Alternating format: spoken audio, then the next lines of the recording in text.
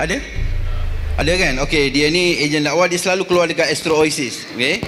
Dan juga dia saudara Syakir ini juga adalah seorang yang dijemput di luar negara seperti di United Kingdom, US, Scotland, Wales, Ireland ataupun dekat negara-negara seperti Australia, Zimbabwe, Afrika Selatan untuk membuat berbagai kursus dan juga untuk memberi ceramah. So tanpa membuang masa lagi, saya ingin menjemput saudara Brother Syakir untuk datang ke pentas dan memulakan ceramah dia. Okey, terima kasih.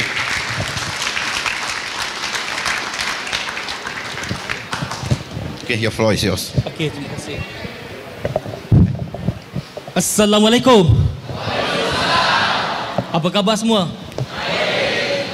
Apa khabar iman dan takwa? Kenapa lain macam je bunyi dia? Ada tak iman tu macam turun naik? Ada pegang je. Ada Dah habis. Itu petanda. Duduk sini dulu nanti. Tahu tak petanda apa? Masih hidup. Kalau iman tu straight aja, artinya apa? Inna lillahi wa inna ilaihi rajiun. Sebagai manusia kita biasa, kadang-kadang iman tu naik, kadang-kadang iman itu turun. Ustaz pun sama juga. Ustaz pun manusia, betul tak? Okey, nak tanya dulu, berapa ramai antara anda yang pernah dengar talk saya sebelum ini? Boleh angkat tangan. Yang pernah dengar talk saya, boleh angkat tangan? Ya. Okey, siapa yang first time dengar saya ceramah ni, boleh angkat kaki. Tak, angkat tangan. Ya, yang first time angkat tangan. First time angkat tangan. Ayo. Okey, fine ah. Okey, assalamualaikum. Okey. I came yesterday. Oh, okey, alhamdulillah. Okey, daripada kiraan saya 72.6813% pertama kali dengar saya bercakap. Kalau begitu, izinkan saya perkenalkan diri sedikit, boleh ke? Kata pepatah Melayu, tak kenal maka tak cinta. Jadi kita berkenalan dulu. Pasal cinta belakang kira. Okey, yang pertama, saya ini bukan ustaz dan confirm bukan ustazah. Saya orang Islam biasa, je. Sedang berjuang nak menjadi seorang mukmin insya-Allah. Okey, kalau orang yang biasa dengar talk saya, inilah intro saya standard. Boleh faham? Tapi intro diri mesti sama kan? Mana boleh intro lain-lain? Nanti split personality. Okey, kenapa saya selalu cakap saya bukan ustaz? Ada sebab. Sebab pertama, disclaimer. Saya tak mengaku ada didikan formal dalam agama Islam. Saya tak mengaku saya orang cerdik pandai. Clear ke? Saya orang biasa. Dan sebab kedua, saya selalu cakap saya bukan ustaz. Okey, sebab kedua pula adalah kerana saya nak sampaikan message, walaupun saya bukan ustaz, tetapi saya berdakwah. Kerja dakwah ni kerja siapa? Semua orang Islam, setuju? Okey, siapa dia orang Islam hari ni? Jangan sebut kita, sebut saya. Kalau sebut kita, sikap kita apa? Kalau aku tak buat pun adalah orang lain. Betul tak? So bila saya tanya siapa orang Islam? Saya. So siapa yang kena buat kerja-kerja dakwah ni? Saya. Setuju tak? Semua setuju? Okey, kalau semua setuju, sampai sini je lah ceramah saya. Sebab tajuk dia adalah kepentingan berdakwah. Kalau semua sudah setuju, dakwah tu satu benda yang penting, semua kena berdakwah, cukuplah kan? Tak payah cakap lagi dah. Betul kan? So boleh balik. Okey, saya nak bagi contoh. Contoh je. Okey, ini ada RM50 satu keping. Clear? Siapa nak? Saya siap angkat tangan. Contoh. Okey, siapa nak? Saya tak kata ambil. Betul tak? Okey, siap datang ke depan. Betul tak? Setuju? Tepukan gemuruh untuk dia. Okey. Kalau kambing, tahu kambing? Kita bagi dia makan kenyang-kenyang, lepas tu baru sembelih. Okey.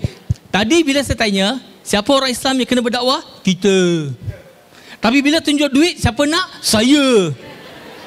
Kenapa tak sebut kita? Siap boleh naik pentas pula tu. Faham tak? Hashtag mohon terasa. Okey, berbalik pada ni. Nama saya Syahkirit bin Kakulal Govindji. Dan biasanya kalau orang yang dengar nama saya first time, ada sound effect, dia keluar bunyi. Jarang pengacara majlis dapat sebut nama penuh saya dengan betul. Silap hari bulan, tergeliat lidah. Okey, kita di Malaysia biasakan kalau masuk Islam akan disuruh tukar nama bapa jadi Abdullah, betul? Sebenarnya itu bukan daripada ajaran agama Islam. Sebab tidak ada satu pun ayat dalam Al-Quran atau hadis Nabi SAW yang menuntut orang yang masuk Islam kena tukar nama bapa jadi Abdullah. Sebab bila masuk Islam, hubungan kita dengan mak bapa, dengan keluarga kita, walaupun mereka non-Muslim ya, hubungan tak putus. Clear kah? Mak bapa tetap mak bapa. Dan dalam Islam kita wajib kita jaga mak bapa kita, berlaku baik dengan mereka. Clear kah? Alright. Dan saya telah memeluk Islam 23 tahun yang lepas. Dan masa saya mula-mula masuk Islam, sama-samalah tempat kami belajar dengan moderator kita tadi, iaitu Muhammad Hanif Warren. Dan ramai yang bertanya dengan saya, macam mana saya masuk Islam? Nak tahu ke bagaimana saya masuk Islam? Nak tahu? Baiklah. Saya masuk Islam dengan ucap 2 kalimah syahadah. Macam tu lah saya masuk Islam. Sama lah kan? You all pun sama kan? Macam tu lah masuk Islam. Clear? Sekarang semua dah tahu kan macam mana saya masuk Islam? Kan? Okey. Bro-bro dan sis, saya nak berkenalan sikit. Berapa ramai di antara anda yang memeluk Islam kurang dari 1 tahun? Okey, good. Siapa yang masuk Islam antara 2-3 tahun? Okey. Siapa yang masuk Islam 4-5 tahun? Okey, bagus. Siapa yang masuk Islam sudah lebih 5 tahun? Apa korang buat dekat sini? Tak. Boleh. Okey, don't worry. Okey, jangan risau. Ini untuk semua. Clear kah? Okey. Siapa berbangsa... Okey, siapa dulu agama Hindu? Okey, ramai. Agama Hindu ya? Okey. Siapa dulu agama kepercayaan Cina macam Buddhism, Taoism, Confucianism? Okey. Siapa dulu Kristian? Okey. Siapa dulu sebelum masuk Islam di Cina? Sekarang pun masih Cina tau. Bukan jadi Melayu, clear kah? Okey. Siapa berasal daripada Sarawak? Wah, ramai tu. Apa khabar kita semua? Bagus? Siapa bangsa Iban? Wah, nama berita bala kita. Mana? Udah makai? Udah ngirup? Aku nadai nemu je aku Iban. Nemu mimit-mimit aja. Okey, siapa daripada Sabah? Alhamdulillah. Kita nampak tak apa yang sedang berlaku? Kita ada pelbagai bangsa, pelbagai latar belakang, tetapi kita kumpul dengan satu matlamat. Setuju? Dan kita semuanya bersaudara antara satu sama lain. Okey, tajuk kita adalah kepentingan berdakwah. Anda setuju tak bila kita masuk Islam banyak cabaran? Yes or not? Dan cabaran yang biasa datang daripada orang yang dekat dengan kita, orang yang rapat dengan kita. Kadang-kadang orang yang kita sangka orang inilah yang akan support kita, rupa-rupanya dia lah yang paling menentang. Setuju tak? Dan mula-mula kita nak masuk Islam, kita percaya dengan Islam, tetapi nak terangkan Islam susah, betul? Okey. Kenapa masuk Islam? Ada banyak faktor. Tapi majoriti masuk Islam sebab nak kahwin. Betul tak? Cakap je. No problem. Okey, saya nak tanya soalan. Ni sebelum saya teruskan, saya nak tanya dulu. Kita boleh cakap terus terang ke? Boleh? Tak apa ke? Tak apa. Sebab masyarakat kita nak cakap sesuatu kena berlapik. Kadang-kadang kita terlalu banyak berlapik, mesej tak sampai. Kadang-kadang orang tak faham bagian mesej. Yang dia faham tu bagian lapik. Sebab lapik dia tebal gila. So pagi ni kita cakap terus terang. Kalau saya cakap sesuatu yang anda tak setuju atau anda rasa salah, apa anda buat? Pendam saja sebagai menghormati penceramah. Iyakah? Bukan. Kalau anda tak setuju dengan saya, tegur. Brother Shah, saya tidak setuju dengan apa yang Brother Shah cakap. Bukankah ada ayat Quran begini? Bukankah ada hadis Nabi begini? Dan kita bincangkan. Sebab boleh jadi saya salah dan saya boleh betulkan diri saya balik. Ataupun boleh jadi anda salah faham dan saya boleh jelaskan balik. Are we good? Kita cakap terus terang. Masuk Islam nak kahwin salah ke tak salah? Tak salah. Tak salah. Sebab pintu hidayah ada banyak. Banyak cara seseorang itu mendapat hidayah dari Allah Subhanahu Wa Taala.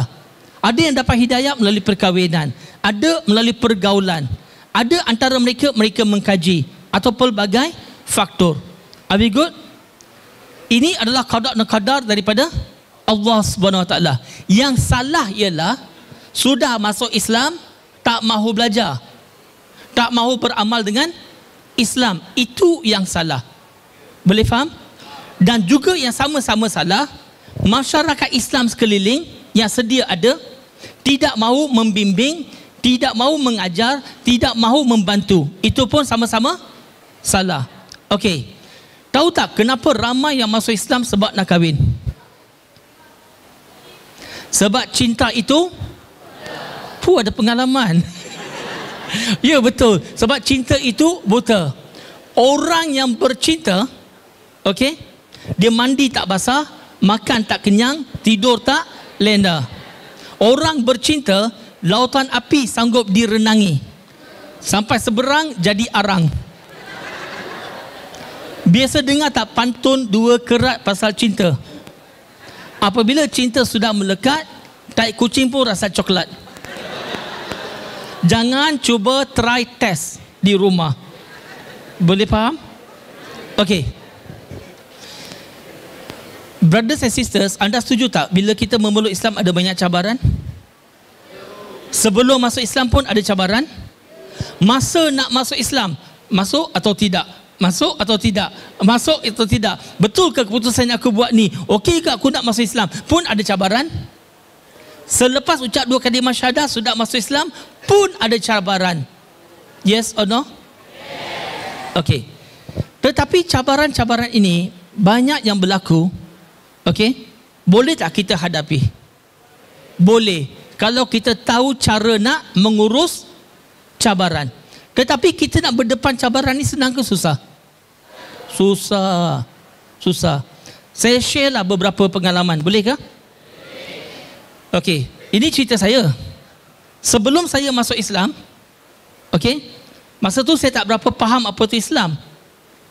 Saya pernah fikirkan, Islam ni okey. Okey. Tetapi susah oh. Betul tak? Islam ni senang ke susah? Mulut jawab senang, hati rasa susah. Ini tak boleh, itu tak boleh, ini salah, itu salah, ini haram, itu haram, ini dosa, itu dosa, ini masuk neraka, itu masuk neraka, ini wajib, itu wajib. Islam senang ke susah? Senang. Dalam hati? Susah. Macam saya dulu, masa mula-mula nak masuk Islam dulu, ini kita cakap terus terang. Saya tanya kawan Melayu saya tanya, jumpa ustaz, saya tanya ustaz, apa tu Islam? Bila mereka cerita tentang Islam, bukan buat saya nak masuk Islam, buat saya nak lari jauh-jauh dari Islam. Sebab cara mereka cakap, bila masuk Islam mesti mau sembahyang 5 kali satu hari. Ayo. Dulu sebelum saya masuk Islam, nak pergi ke kuil setahun sekali, 1 tahun 2 kali mak bapak suruh pergi, itu pun susah bagi saya. Tapi sudah masuk Islam, hari-hari kena solat 5 kali sehari pula tu. Nak bangun solat subuh senang ke susah? Susah. Jihad itu. Termasuk lelaki ya, termasuk lelaki. Berapa ramai orang Islam bila masuk aja waktu subuh datang bulan.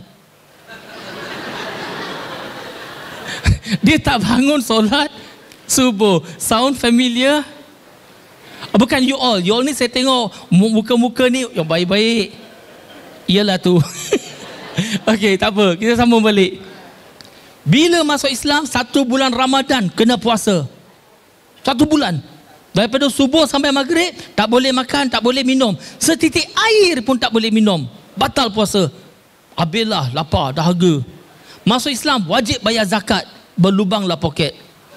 Masuk Islam, itu kerbau pendek tak boleh makan. Tahu kerbau pendek? Tahu? Khinzir. Zaman saya dulu, nama tu tak boleh sebut tau, sensitif. Kalau sebut nama tu, orang Melayu kalau dia dengar nama tu, dia tak boleh telan air liur. Dia akan ludah. Pui. Boleh banjir kilat 1 kuala Perlis. Okey, biasa dia akan sebut ba alif ba ya. Itu antara huruf-huruf Jawi yang mula-mula saya belajar. Ataupun dibunyikan oing-oing. Ataupun ut-ut. Tapi bila-bila pun jangan sebut babi. Oops. Masuk Islam, tak boleh minum arak. Tahu arak? Bahasa Inggeris sebut apa? Beer. Macam mana eja beer? B-E-E-R. Apa maksud dia? Beginning enjoy, ending regret. Itulah beer. Betul? Wah, cakap pasal minum beer, tepuk tangan terus. Okey, saya dulu sebelum masuk Islam memang ada minum bia. Ini sebelum masuk Islam. Tetapi saya dari dulu memang tak suka minum bia. Saya tak suka. Sebab bau dia busuk. Seriously, betul tak? Even rasa dia bukan sedap tau. Rasa pun tak sedap. Bau busuk. Tetapi kadang-kadang bila keluar dengan kawan, pergi pub ke apa-apa, nak tak nak terpaksa minum. Jadi apa yang mereka buat? Mereka akan order jug, betul tak? Lepas tu dia akan tuang dekat gelas. Saya pula, saya akan ambil gelas tu, saya buat minum. Buat minum. Tapi saya tak minum. Gelas saya sentiasa penuh. Kawan-kawan bila gelas dia dah kurang, mereka akan top up. Betul tak? Last kali tu masa nak balik, baru saya habiskan. So kawan-kawan saya semua mabuk. Bila mabuk, apa akan berlaku? Semua rahsia akan keluar. Tapi keesokan, tak ada siapa-siapa ingat. Kecuali saya. Boleh faham? Okey, ini saya cakap jujur ya. Selepas saya masuk Islam, saya rasa lega. Sekarang saya boleh bagi alasan, saya sudah masuk Islam, tak boleh minum bia. Tapi itu pun jujur, setelah saya memeluk agama Islam, kadang-kadang saya ada minum bia. Yang kali terakhir beberapa bulannya lepas. Itu pun bia tertentu saja. Root beer ataupun ginger beer. Faham ke? Faham ke tak faham? Jangan salah faham. Clear? Minum apa? Root beer ataupun ginger beer. Are we good? Alhamdulillah. Lepas tu mereka akan cakap apa? Bila masuk Islam, tak boleh berjudi. Masuk Islam, kena potong. Kalau dia baru jumpa orang yang baru masuk Islam, soalan pertama dia katanya apa? Dah potong ke belum? Betul? Penyibuk antarabangsa. Dia tak tanya, dah makan ke belum? Ada masalah ke? Boleh saya tolong apa-apa ke? Tak ada. Soalan pertama dia tanya, dah potong belum? Sound familiar? Maaf cakap ya, dia tunjuk pun tak betul. Bila tunjuk, okey, bukan tunjuk macam ni, tak. Tunjuk macam ni, potong habis. Sound familiar? Sound familiar? Okey, saya bagi contoh ya, Masa saya nak memeluk agama Islam, mak bapa saya tak boleh terima langsung. Tak boleh. Okey? Nanti saya akan ceritalah kalau ada masa saya cerita sikit. Ada sekali tu bila mereka dah tahu semua, saya tinggal dekat rumah. Masa tu saya dengan mak saya berdua je. Tak ada orang lain dalam rumah. Masa tu lah mak saya luahkan perasaan dia. Dia cakap apa tahu? Ini cara orang tua cakap ya. Saya bilang anak satu sudah rosak. Rosak artinya saya lah tu sudah rosak. Saya pun tanya mak saya, kenapa cakap begitu? Apa yang saya rosak? Lu lah sudah masuk Islam.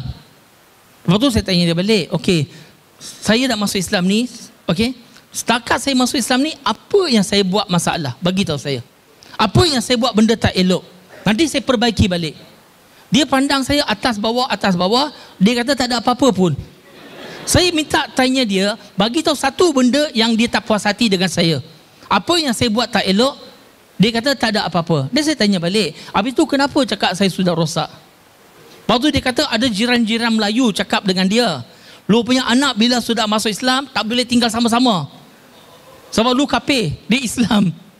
Lepas tu saya tanya mak saya, sekarang kan saya tinggal sama-sama. Lepas tu jiran tu kata apa? Lu punya anak sudah masuk Islam tak boleh makan sama-sama. Saya cakap dengan mak saya, kan kita makan sama-sama. Sebab keluarga saya, mak saya vegetarian.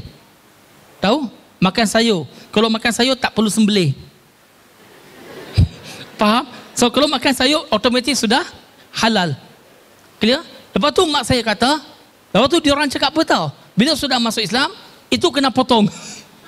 Tapi cara tunjuk bukan macam ni. Tapi lepas tu kalau macam tu, macam mana orang Islam boleh dapat anak kan? Okey, tak apa. So banyak daripada salah faham berpunca daripada orang Islam kita sendiri. Sebab itu sangat penting bila kita memeluk agama Islam, kita berupaya menjadi seorang pendakwah. Sebab sebagai pendakwah, bukan sekadar kita nak dakwah dengan orang lain, tapi kita nak dakwah dengan keluarga kita, betul tak?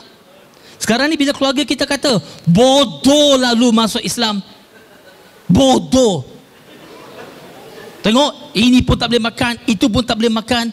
Tengok, tutup semua macam makcik aja. Apa punya masuk Islam? Bodoh. Sound familiar tak benda tu? Kadang-kadang ada yang marah tau. Okey? Kecil-kecil tak mau mati. Besar-besar menyusahkan mak bapak aja. Sound familiar tak bahasa-bahasa macam ni? Betul? So diorang kata masuk Islam ni bodoh lah, itulah, inilah. Kenapa masuk Islam? Lepas tu kadang-kadang makcik yang datang, pakcik datang, sepupu datang, orang ni datang, orang itu datang. Bila datang je, semua soalan yang sama. Kenapa lu masuk Islam? Kenapa lu masuk Islam? Masa kita masuk Islam, pandai tak kita nak cerita pasal Islam? Tak pandai. Setuju? Tapi dalam hati, kita tahu keputusan kita betul. Tapi nak cerita pandai ke tak pandai? Tak pandai. Sebab itulah bila kita memeluk agama Islam, sangat-sangat penting kita tahu cara nak berdakwah.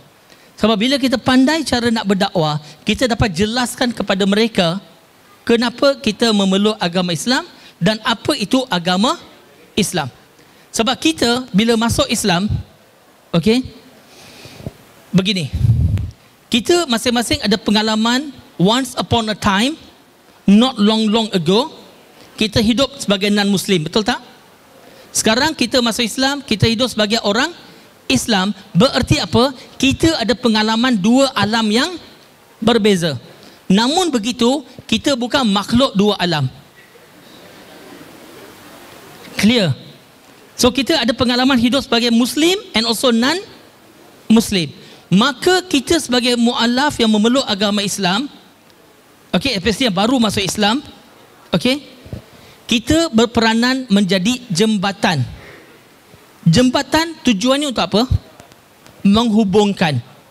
Menghubungkan antara orang Islam dengan bukan Islam. Menghubungkan antara orang Melayu dengan bukan Melayu. So sebagai orang yang memeluk agama Islam hari ini, kita patut jadi ejen pendamai. Patut jadi jembatan.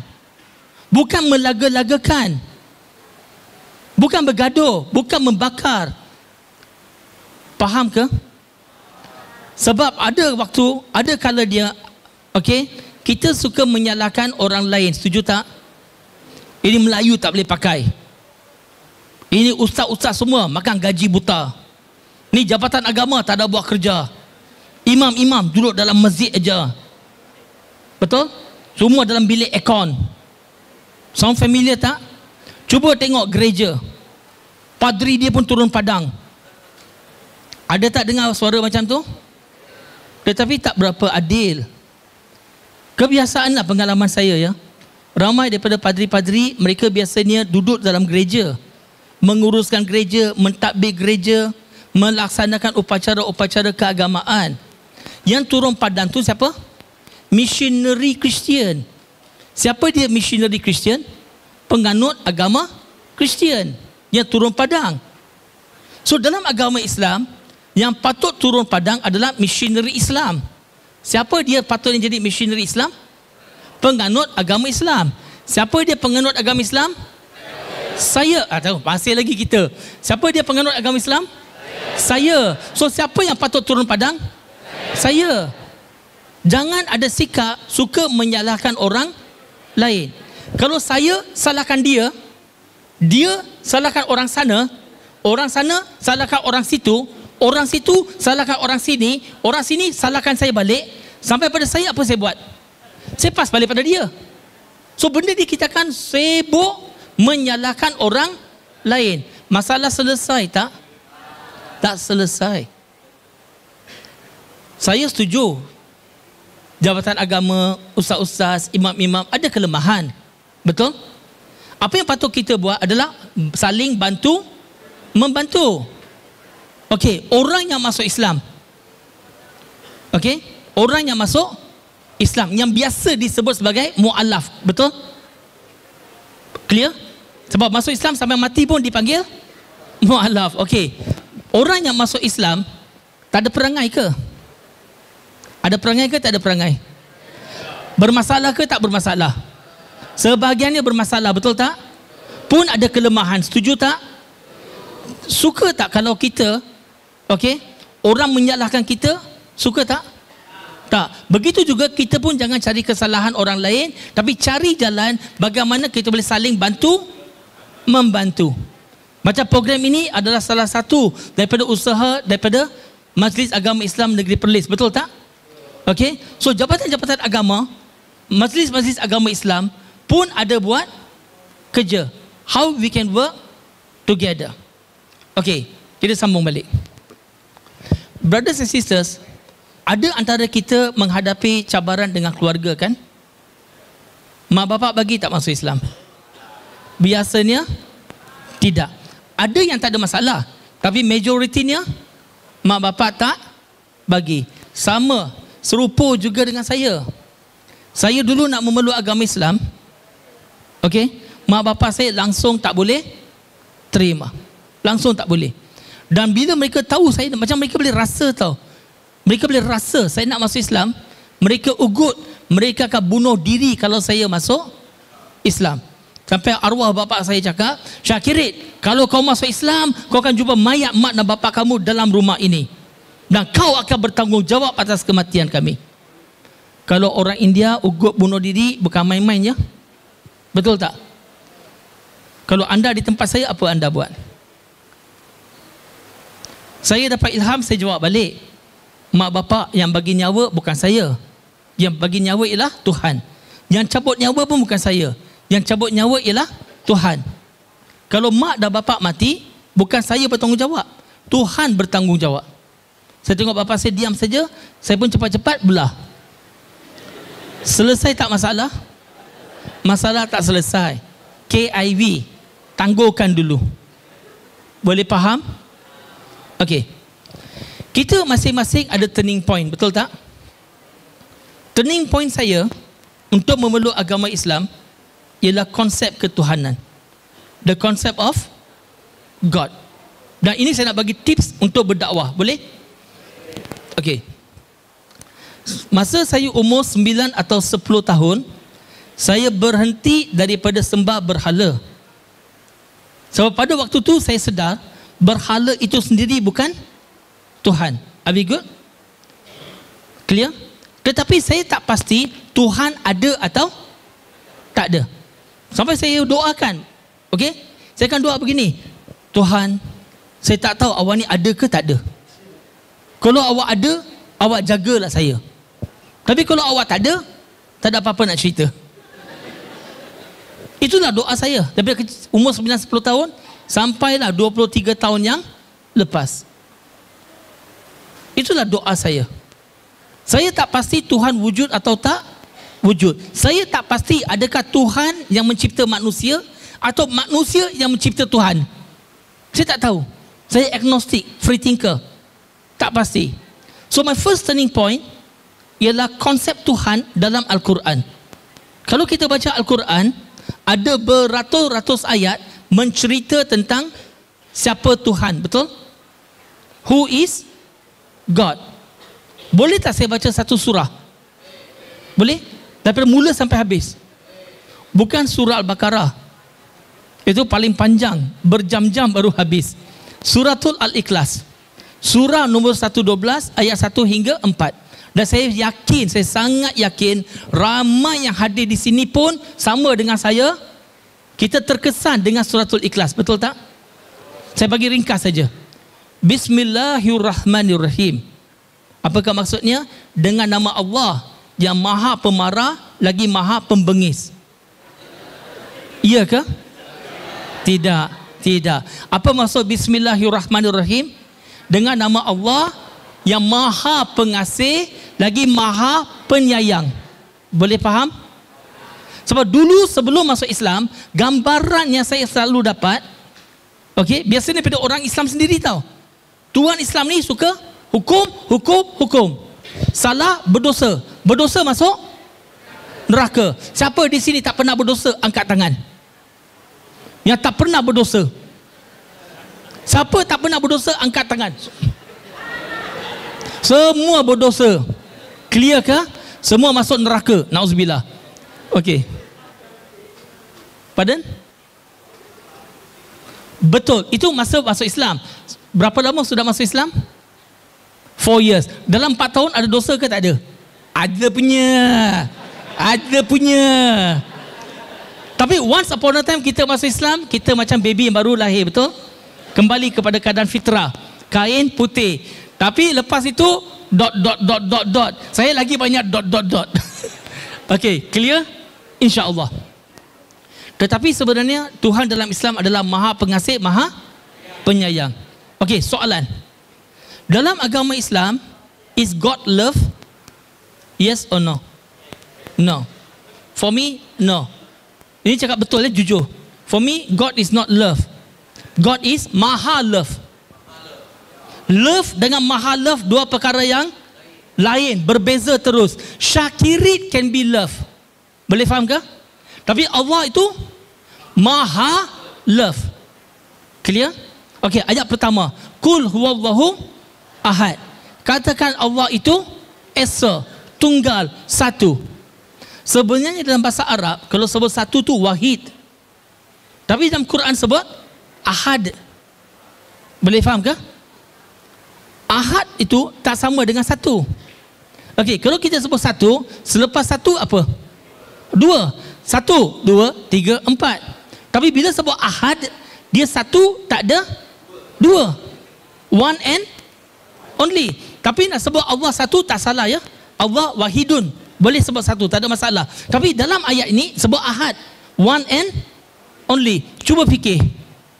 Kalau Tuhan lebih dari satu, apa akan berlaku? Bergaduh. Satu Tuhan kata nak bagi hujan di Kuala Perlis. Tuhan satu lagi kata jangan-jangan ada reward camp. So Tuhan dengan Tuhan berkelahi. Macam mana mereka nak settle masalah? Dia buat cara Malaysia. Dia pun ozom. 1, 2, jus. 1, 2, jus. Tapi kalau Tuhan lebih dari 2 tak boleh ozom. Macam mana? Lak talilat tamplum. Pendek kata, kalau Tuhan lebih dari 1 ada problem. So pada saya, ayat Quran tu memang tepat sekali. Tuhan mesti satu. Ayat nombor 2, Allahu Somad. Somad ni ada banyak makna. Antara makna Tuhan tak ada mula, Tuhan tak ada akhir. Antara makna bagi Somad, Tuhan ni sempurna, lengkap. Tuhan tak perlu apa-apa. Tuhan tak perlu makan, tak perlu minum, tak perlu tidur, tak perlu rehat atau apa-apa. Tapi seluruh makhluk, setiap alam bergantung kepada Tuhan. Boleh faham ke? Contoh, bincang.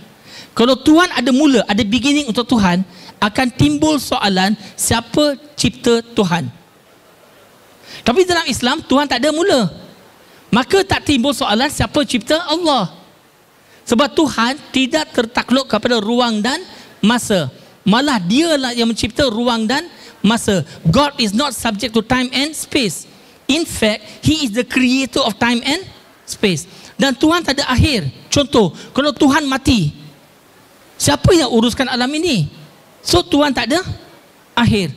Kita manusia, kita makan minum, betul tak? Sudah makan, sudah minum, lama-lama kena cari tandas.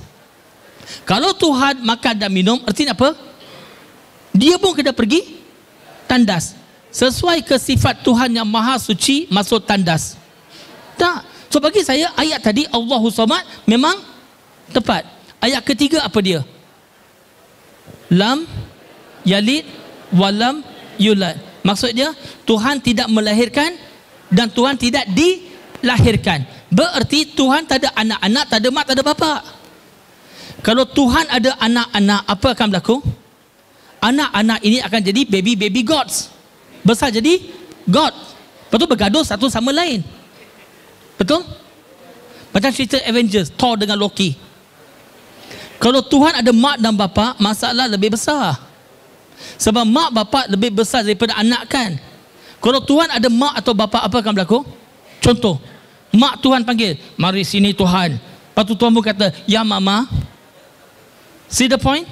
Ayat nombor 4, walam yakul lahu kufuwan ahad.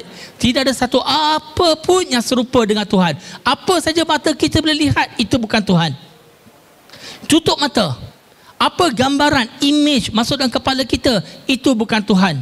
Yang kita dapat lihat, yang kita dapat gambarkan, itu makhluk. Tuhan adalah pencipta. Pencipta tak sama dengan makhluk. Islam ajar sembah pencipta, bukan sembah makhluk. See the point? Are we good? Waktu itu pada saya ya, dalam hati saya dah kenal, inilah Tuhan yang saya tercari-cari. This is my God. Tapi saya nak masuk Islam memang cabaran yang besar daripada keluarga. Ugut kena bunuh diri. So bulan saya nak masuk Islam, tapi mak bapak ugut bunuh diri. Saya pun fikir macam mana ni. Saya pun takut kalau tiba-tiba mati tak sempat ucap 2 kalimah syahadah. Tapi kalau saya masuk Islam, mak bapak bunuh diri. Tak masuk Islam, saya kafir. Masuk Islam, mak bapak bunuh diri. Tak masuk Islam, saya syirik kepada Allah. Masuk Islam, mak bapak bunuh diri. Tak masuk Islam, mati masuk neraka. Masuk Islam, mak bapak bunuh diri. Macam mana nak buat? Pada waktu itulah saya jumpa buku kecil tentang ayat-ayat Al-Quran berkaitan dengan penemuan sains moden. Ini saya bagi contoh saja, boleh ke? Sebab kalau ceramah Quran dan sains 2 jam. Ini bagi contoh. Big Bang sudah pun disebut dalam Al-Quran, surah Al-Anbiya, surah 21 ayat 30. Matahari dan bulan beredar pada orbit, betul? Matahari bulan ada orbit tak? Ada. Dalam Quran sudah sebut, surah Yasin, surah 36 ayat nombor 40.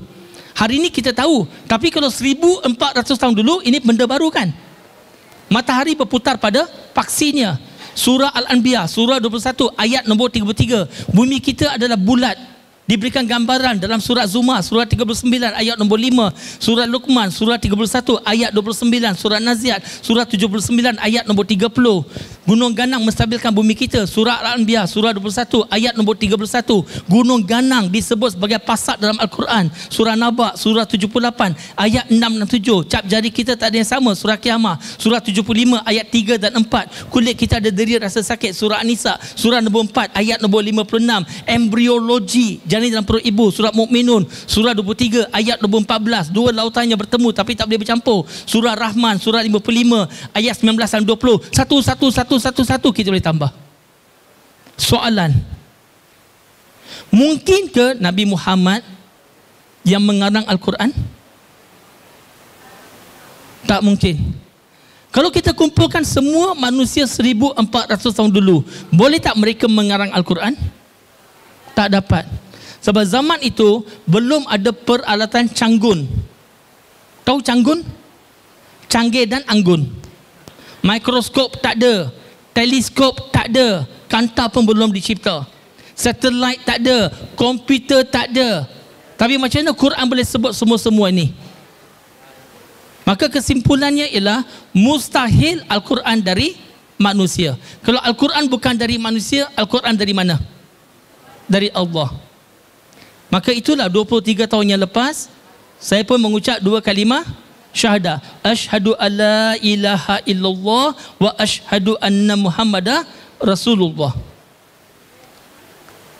Dan bila saya dah memeluk agama Islam, bila terkenang tentang mak bapak saya, terkenang tentang adik-beradik saya pun akan menangis.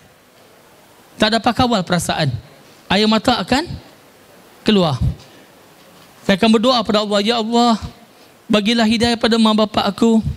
Ya Allah, bagilah hidayah pada adik-beradik aku, ya Allah. Ya Allah, aku tahu Islam ni betul, tapi aku tak tahu macam mana aku nak berdakwah dengan diorang, ya Allah.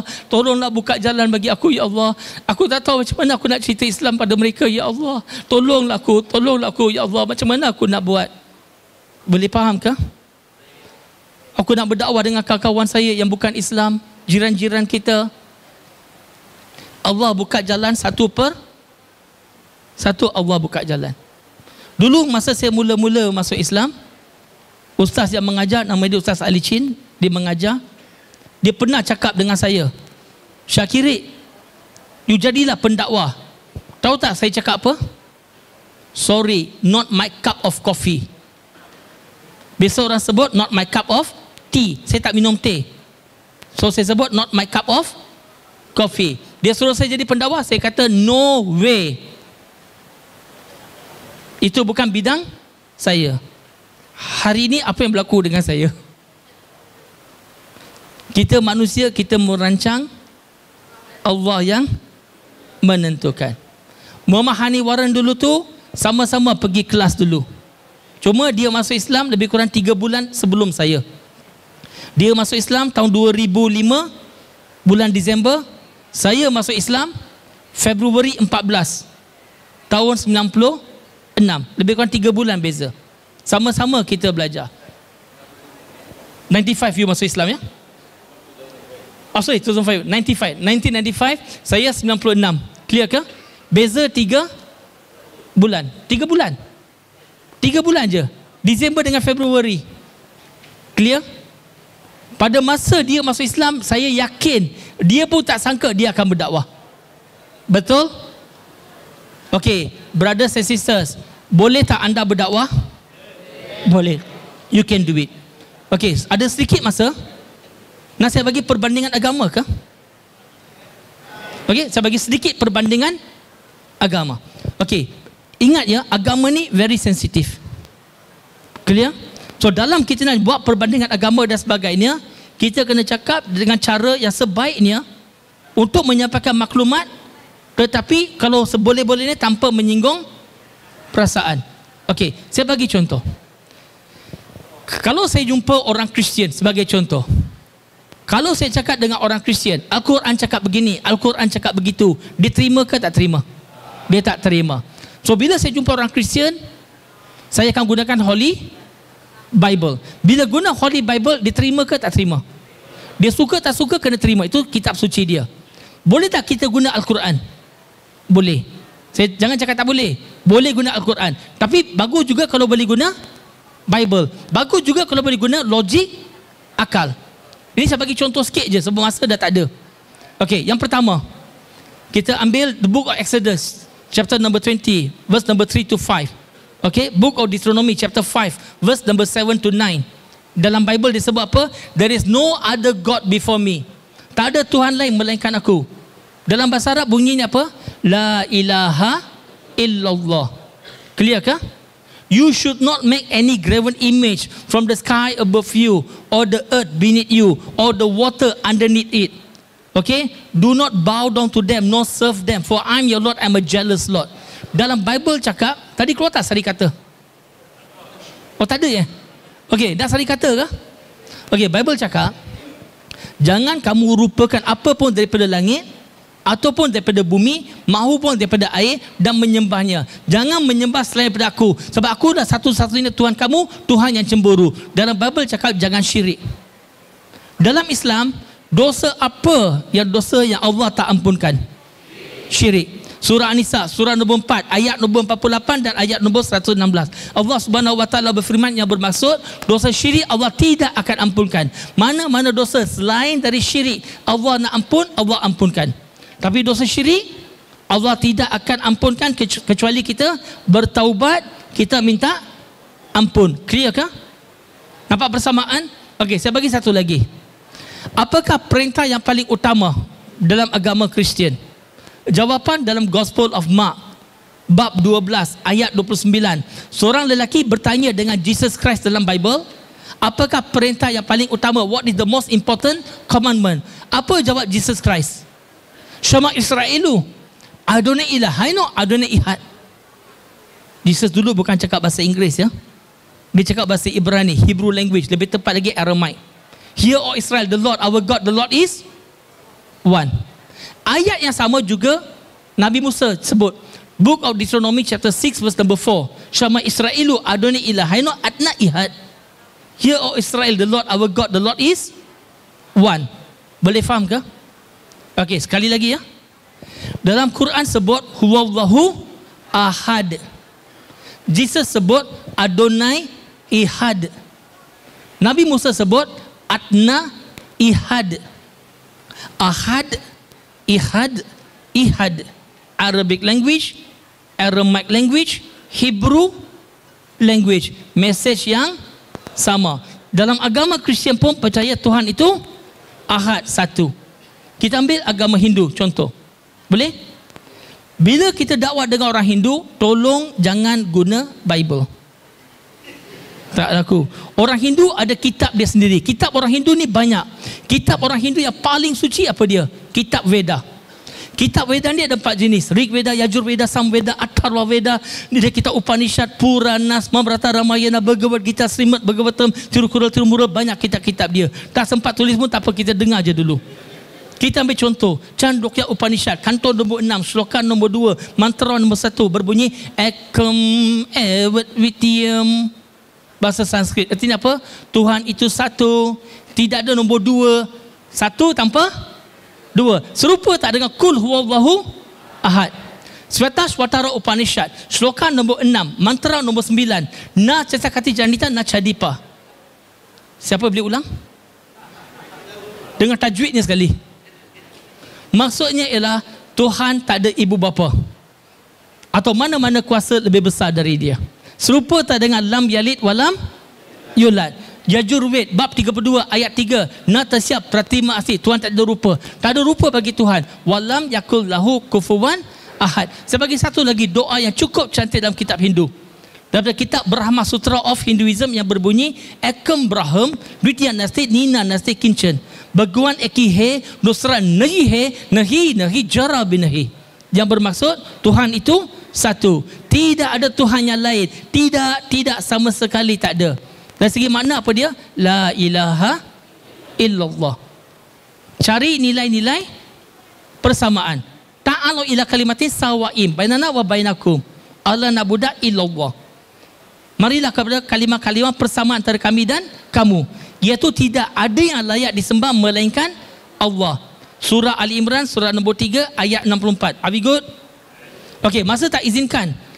Kalau seseorang tu Buddhis, beragama Buddha, kita kena tahu apa tu Four Noble Truth, dukkha, samudaya, niroda, magga. Apa tu Eightfold Path, right view, right thought, right speech, right conduct, right livelihood, right effort, right mindfulness, right concentration. Apa artinya mencapai nirwana bagi Buddhism? Kalau dia Taoism, siapa Lao Tzu, apa ajaran dia? Apa Tao Te Ching? Clear ke? Yin dan Yang. Are we good? Confucianism, apa tu filial piety? Siapa tuan-tuan yang orang Cina sembah? Siapa Kuan Yin, Omitofo ataupun Amitabha, Kuan Kong, Tua Pei Kong, Tu Ti Kong, Dato Kong ya, Chai Sen, Tien Kuan. Kalau kita kenal tu, insya-Allah kita boleh kaitkan dengan tauhid. Are we good everyone? Ada yang agama Sikh dulu ke? Daripada kitabnya. Okey, Guru Granth Sahib, muka surat yang pertama, Japuji nombor 1, Mul Mantar, Ek Onkar, Satnam, Kata Pura, Nibaur, Niwair, Akal Murad, Ajuni, Saibang, Guru Prashad.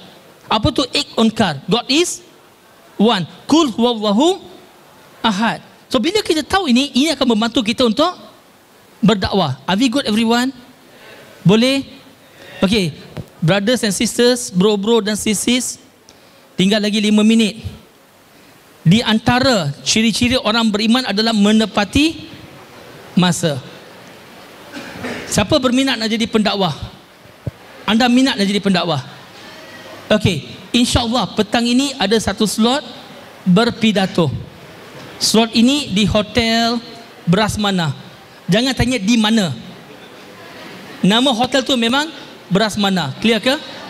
Anda pun tinggal di situ kan? Okey, dia campur-campur ya, ada yang tinggal sana. Okey. So perempuan sana di sana. Okey. So apa ni? Dia dekat bilik seminar dekat situ. Okey, pukul 4, pukul 5 rasa dia. Start pukul 5 nanti. So siapa-siapa nak belajar berpidato, nak tips-tips berpidato, boleh datang petang nanti. Okey, di sini saya nak tanya soalan, jujur. Siapa di sini memang biasa bercakap? Angkat tangan. Bukan bercakap hari-hari punya. Maksud saya berceramah, berpidato. Siapa yang biasa? Okey, kita ada tempat yang terhad. Ada lagi 6 tempat. Tahu setakat tadilah, ada 6 tempat lagi. Siapa yang betul-betul minat, daftar nama. Cari Wafa. Tak ada kena-mengena dengan wifi. Okey? Cari Wafa dekat meja sana, daftar terus. Okey? Tapi kalau ada lebih daripada 6, tak apa, kita akan ambil nama dulu. Tapi saya tak janji apa-apa ya. Clear ke? Sebab semuanya 10 tempat. Tapi kalau ada lebih, we see how later. Tapi yang tak dapat tulis nama pun tak apa, datang aja nanti petang nanti. Clear? Yang betul-betul biasa berpidato, especially muslimah. Sebab saya nak lihat lebih ramai muslimah yang berceramah. Boleh ke tak boleh? Adakah itu berarti brothers tak boleh? Boleh je. Clear? Okey, tu je. Okey, anda telah bersama dengan saya, Bro Syah Kirit daripada Global Unity Network. Dan siapa-siapa kalau ada ke lapangan, kita ada buat kursus juga di NGO Global Unity Network, join saja. Bukan saja Unity buat program, ada banyak lagi NGO lain yang buat program. Tak kira mana-mana NGO pun, masuk aja. Yang penting apa? Belajar. Boleh ke? Okey, tu je. Semua yang baik datang daripada Allah, dan saya sebagai manusia ada banyak kekurangan dan kelemahan. Saya mohon ampun dengan Allah Subhanahu Wa Taala atas kesilapan kesalahan saya, dan saya harap brosis boleh maafkan saya ya. Andainya saya tersilap ataupun menyinggung perasaan siapa-siapa. Ada rezeki kita jumpa lagi di lain masa. Dan kalau nak maklumat lebih lanjut, ada gerai-gerai NGO kan? Okey? Nanti pergilah gerai-gerai NGO, dapatkan maklumat daripada pelbagai NGO. Okey, tu je. Wahiru da'wan alhamdulillahi rabbil alamin. Assalamualaikum warahmatullahi wabarakatuh. TQVM. That's my